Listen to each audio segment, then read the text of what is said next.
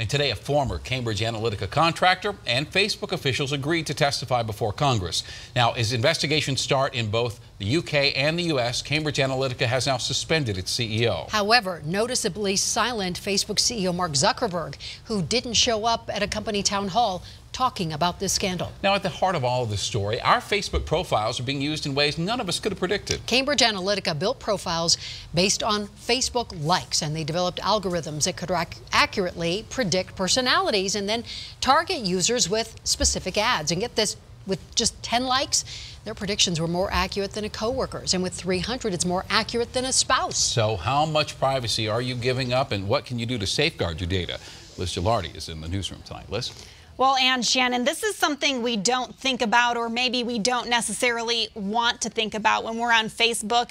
But every time you like a post or click on an article, it says a lot about your profile. And as we're learning, that information is so valuable.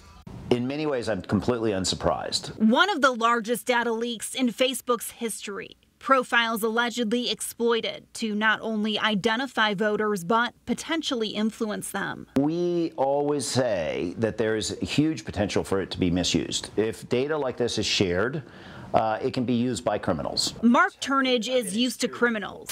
His company, Dark Owl, deals with data being bought and sold on the dark web. He says what's different is we're talking about Facebook and a company named Cambridge Analytica that profiled voters backed by a wealthy Republican donor. There's a larger picture here, which is how big is your individual digital footprint out there?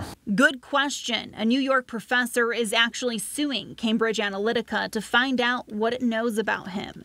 This email obtained by the New York Times describes traits that can be predicted, like openness, age, specific political views, job, and sensational interests. But I might be bothered by it much more if my data is being used to help sell a political candidate.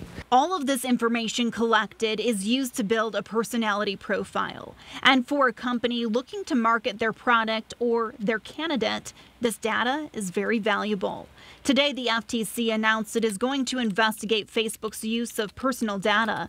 Facebook is accused of turning over raw profiles, but information about 250,000 people came from user surveys. There is so much data out there on individuals that they're not even aware is being bought and sold and traded about them.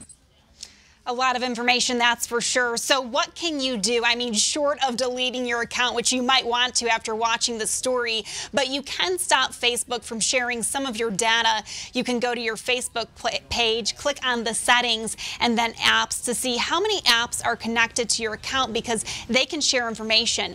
Then select the apps that you want to remove, but keep in mind the apps you have already installed may still have your information, and they may have already shared it with others. Reporting live in the newsroom, Liz Gilardi, Denver 7.